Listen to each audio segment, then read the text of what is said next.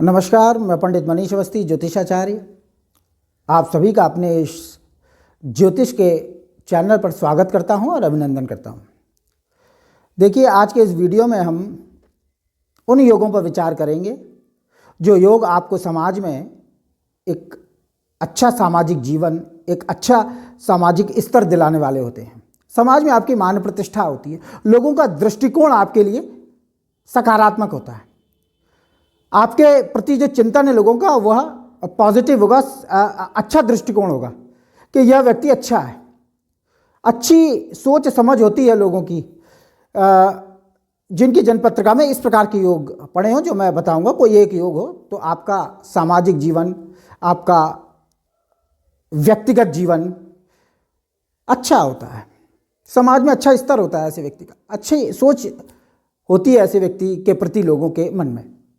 क्या किस स्थान से विचार होता है? दसम भाव जनपत्रिका का। कुंडली में 12 भाव होते हैं, उनमें सबसे ताकतवर और सबसे शक्तिशाली जो भाव माना गया वह दसम भाव जनपत्रिका का, और यह उपचय स्थान भी होता है। उपचय स्थान लग्न से तीसरा, छठा, 10वां और 11वां, यह उपचय भाव होते हैं, उपचय स्थान होते हैं। विशेषतः इनमें गर्म ग्रहों का रहना शक्ति प्रदायक होता है, शनि, मंगल, राहु, केतु वगैरह। परंतु केंद्र भाव लग्न, चतुर्थ, सप्तम, दशम, ये कुंडली के केंद्र भाव होते हैं और इन्हें विष्णु स्थान की भी संज्ञा दी जाती है। और पंचम और नवम यह लक्ष्मी स्थान माने जाते हैं। केंद्र और कोण इनका आपस में सामंजस्य राजयोग का निर्माण करता है, कुंडली को शक्तिशाली बनाता है। परस्पर ग्रह राशि परिवर्तन करें, स्थान परिवर्तन करें केंद्र के और कोण के, यानी केंद्र का स्वामी कोण में आ जाए, कोण का स्वामी केंद्र में बैठा हो तो कुंडली बड़ी शक्तिशाली हो जाती है। और जनपत्रिका के दूसरे और 11वें भाव को धन स्थान माना जाता है। धन संबंधी विचार इन्हीं मूलतः भाव से किया जाता है। और तृतीय भाव को भी अच्छा स्थान माना जाता है। और 6, 8, 12 त्रिक स्थान अशुभ होते हैं। खैर, हम विषय पर आते हैं बिल्कुल सन्निकट। दसम भाव, क्या विचार होता है दसम से? हम क्या देखते हैं? कर्म भाव है यह आपका, आजीविका भाव है। आप कैसा कर्म करेंगे, आपकी आजीविका कैसी होगी? देखिए, कर्म से ही आपकी पहचान होती है और कर्म पर आपका नियंत्रण नहीं है। यह भाग्यवशात, ग्रहवशात प्रकृति आपको कर्म प्रदान करती है। आप किस कर्म क्षेत्र में सफलता पाएंगे? आपके कर्म आपको समाज में सम्मान दिलाएंगे या अपमानित करवाएंगे? अच्छे कर्म करेंगे या पाप कर्म करेंगे? ये आपके हाथ में नहीं होता। आयु कर्म च वित्तम च विधा निधन में पंचन तानि पी सृजन्ते गर्भस्थ सैवदहीन। आयु, कर्म, विद्या, धन और मृत्यु, यह उस समय जिस समय बालक अपनी माता के गर्भ में होता है सृष्टि निश्चित कर देती है। इसलिए आपका इन चीजों पर कोई अंकुश नहीं है। हमें समाज में किस दृष्टि से देखा जाएगा, हमारा क्या स्तर होगा, उन योगों पर हम विचार करते हैं। देखिए, दसम भाव, इसमें कोई नैसर्गिक शुभग्रह बैठा हो। नैसर्गिक शुभग्रह से मतलब है आपके चंद्रमा, बुध, गुरु और शुक्र, इन 4 ग्रहों को नैसर्गिक शुभग्रह माना गया है। बाकी के शनि, मंगल, राहु, केतु यह मूलतः पापक ग्रह हैं, तमोगुणी ग्रह माने जाते हैं। और सूर्य क्रूर ग्रह होता है, पाप ग्रह नहीं होता, क्रूर ग्रह होता है। तो दसम भाव में नैसर्गिक शुभ ग्रह बैठे हों, आपके चंद्रमा है, बुध है, गुरु है, शुक्र, इनमें से कोई भी ग्रह अगर आपकी जनपत्रिका में बैठा होगा इस स्थान में, किसी भी स्थान का मालिक होकर बैठ जाएगा।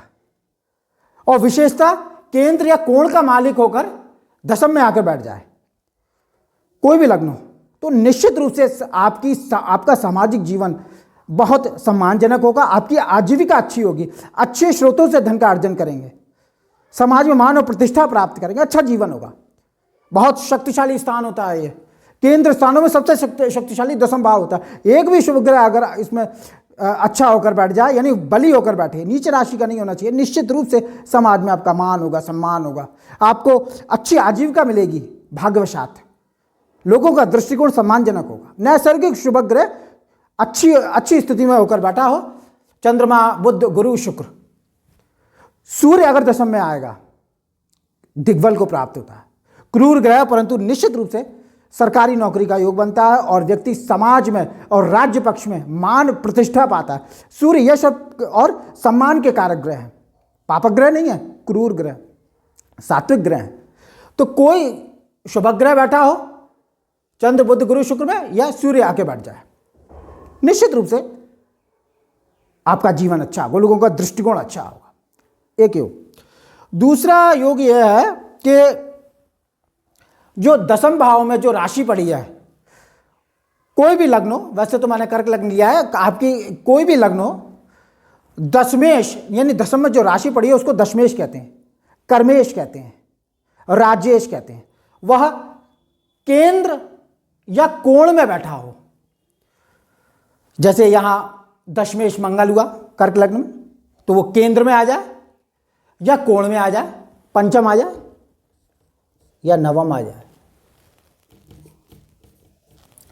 निश्चित रूप से आप समाज में मान सम्मान पद और प्रतिष्ठा प्राप्त करेंगे। क्योंकि केंद्र का स्वामी अगर केंद्र में ही बैठे, लग्न में आ जाए, चतुर्थ में आ जाए, दशम में आ जाए, नीच राशि में नहीं होना चाहिए, कोण में आया तो राजयोग बनाएगा, क्योंकि केंद्र कोण का निश्चित रूप से संबंध होगा और यह राजयोग कारक स्थिति होगी। व्यक्ति अपने जीवन में बहुत सामाजिक मान सम्मान पद और प्रतिष्ठा प्राप्त करेगा, इस पर कोई संदेह नहीं है। ये दूसरा योग। अब देखिए मैंने लिया है कर्क लग्न। अब नवम भाव में मीन राशि पड़ी है और मीन के स्वामी बृहस्पति होते हैं, आप सभी जानते हैं। अगर बृहस्पति यानी इस भाव में कोई भी राशि पड़ी हो, नवम भाव का स्वामी ग्रह दशम में आ जाए, गुरु एक तो नैसर्गिक शुभ ग्रह है, ऊपर से भाग्य स्थान के धर्म स्थान के स्वामी होकर दशम में आकर बैठ गए, जबरदस्त मान सम्मान पद और प्रतिष्ठा का युग ऐसे व्यक्ति के जीवन में होगा। राजयोग होता है नवमेश दशम भाव में, कोई भी हो, कोई पापी ग्रह भी अगर नवमेश होकर दशम भाव में बैठेगा तो राजयोग कारक होता है। मान सम्मान पद और प्रतिष्ठा के अच्छे योग होंगे ऐसे व्यक्ति के जीवन में। लोगों के प्रति दृष्टिकोण सम्मानजनक होगा, सम्मान देंगे लोग आपको, आपका सामाजिक जीवन अच्छा होगा, आपके प्रति अच्छी भावना होगी, नाम के साथ सम्मान भी मिलेगा। कुछ लोगों को नाम मिलता है, सम्मान नहीं मिलता, कुख्यात हो जाते हैं।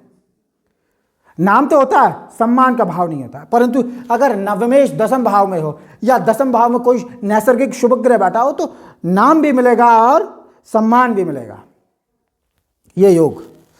दूसरी चीज देखिए, यहां मेष राशि पड़ी है। अब दशमेश यानी मंगल हुए, मेष राशि है, दशमेश केंद्र कोण या धन और लाभ में बैठा हो, शुभ स्थानों में बैठा हो और शुभ ग्रह से दृष्टि या युति कर रहा हो। मंगल है, मान लीजिए मंगल पंचम आए, जैसा हमने बताया मंगल दशमेश होकर पंचम अपनी ही राशि में बैठा है मान लीजिए, या भाग्यस्थान में बैठा है और शुभ ग्रहों के साथ बैठा है। मंगल भाग्यस्थान में आ गए आपकी जन्म पत्रिका में और साथ में गुरु बैठे हैं और ठीक सात तृतीय भाव में शुक्र बैठे हैं। तो मंगल दशमेश होकर शुभ स्थान में शुभ ग्रह से युति कर रहा है, यानी मंगल और गुरु की युति भाग्यस्थान में हो रही है और शुभ ग्रह की दृष्टि भी पड़ रही है। यानी दशमेश शुभ स्थान में शुभ ग्रह से दृष्टि युति करे तो व्यक्ति अपने जीवन में बड़ा मान सम्मान पद और प्रतिष्ठा पाता है, बहुत अच्छा योग होता है। शुभ ग्रहों के साथ दशमेश की दृष्टि युति, कहना है क्या, मान सम्मान पद और प्रतिष्ठा, आपके प्रति लोगों का दृष्टिकोण बड़ा सकारात्मक होगा और समाज में मान सम्मान प्राप्त करेंगे। अच्छा योग, बड़ा योग।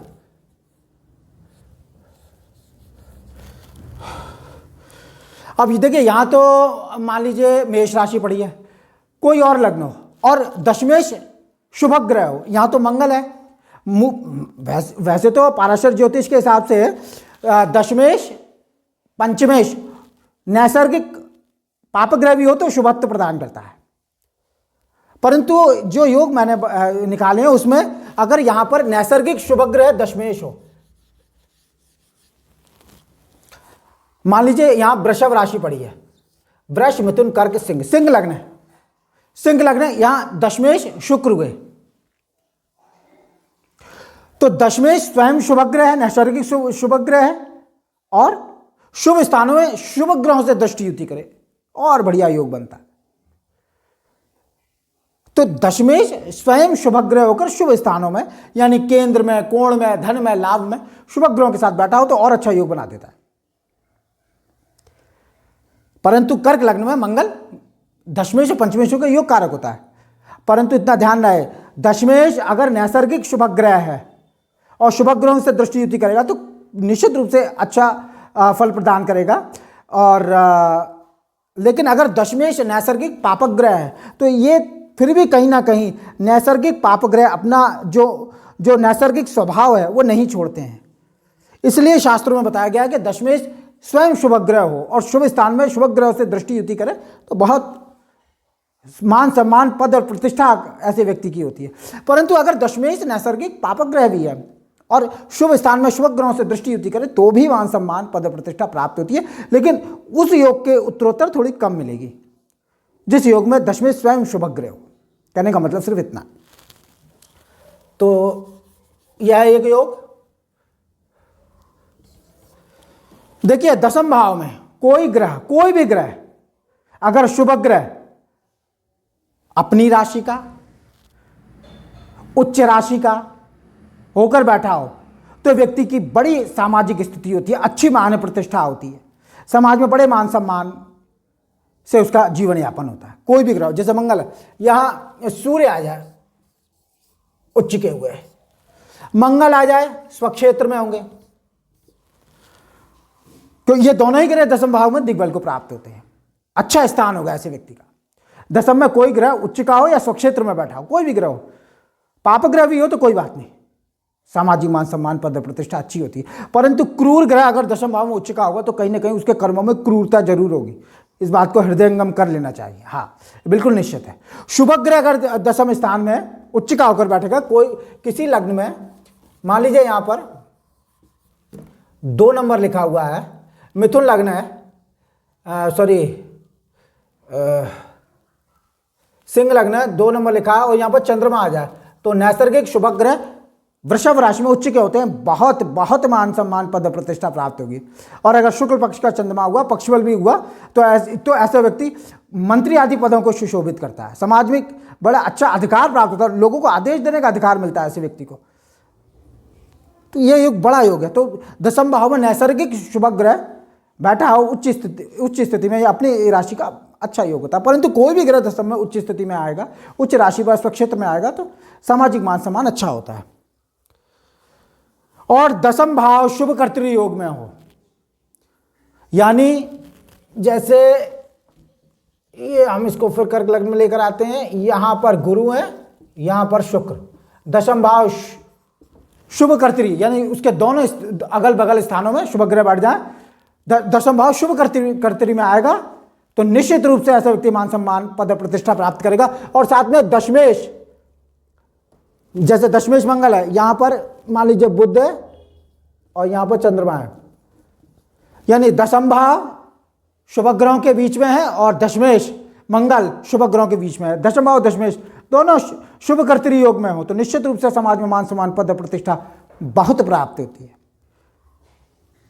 तो इस प्रकार से ये कुछ योग है। सीधी सी बात है, दशम में शुभ ग्रह बैठा हो, नैसर्गिक शुभ ग्रह बैठा हो, शुभ ग्रहों से दृष्टि युति कर रहा हो, नवमेश दशम भाव में है, दशम में कोई उच्च ग्रह बैठा हो, साधारण आप भी देख सकते हैं जिन पत्रिका को, तो उसमें निश्चित रूप से आपका समाज में मान सम्मान और पद प्रतिष्ठा अच्छी होती है।